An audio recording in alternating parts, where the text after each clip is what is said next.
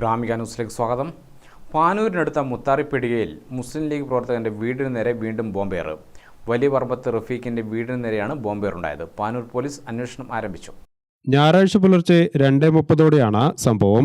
Bomb വീടിന്റെ മതിലിൽ കൊണ്ട് പൊട്ടുകയായിരുന്നെന്ന് വീട്ടുകാർ പറഞ്ഞു. വടകര ലോക്സഭാ മണ്ഡലം UDF സ്ഥാനാർത്ഥി ഷാഫി പറമ്പിലും കോൺഗ്രസ് ലീഗ് നേതാക്കളും വീട് സന്ദർശിച്ചു. തെരഞ്ഞെടുപ്പ് ദിവസം രാത്രിയും ഈ വീടിന് നേരെ ബോംബേറുണ്ടായിരുന്നു. ഈ സംഭവത്തിൽ പോലീസ് അന്വേഷണം നടത്തുന്നതിനിടെയാണ് വീണ്ടും ബോംബേറുണ്ടായത്.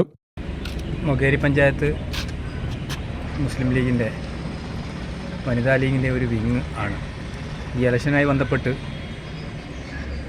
വനിതാ ലീഗിൻ്റെ സഹപ്രവർത്തകന്മാരുടെ നല്ലൊരു മുന്നേറ്റം ഉണ്ടായിരുന്നു.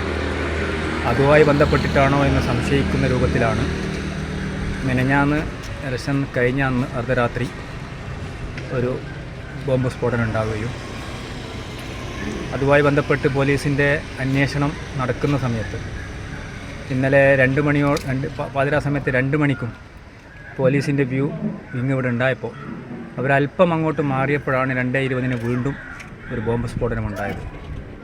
കഴിഞ്ഞ വെള്ളിയാഴ്ച അർദ്ധരാത്രി നടന്നതിൻ്റെ ഡബിൾ സൗണ്ടോട് കൂടിയാണ് ഇന്നലെ അർദ്ധരാത്രിയും നടന്നത്.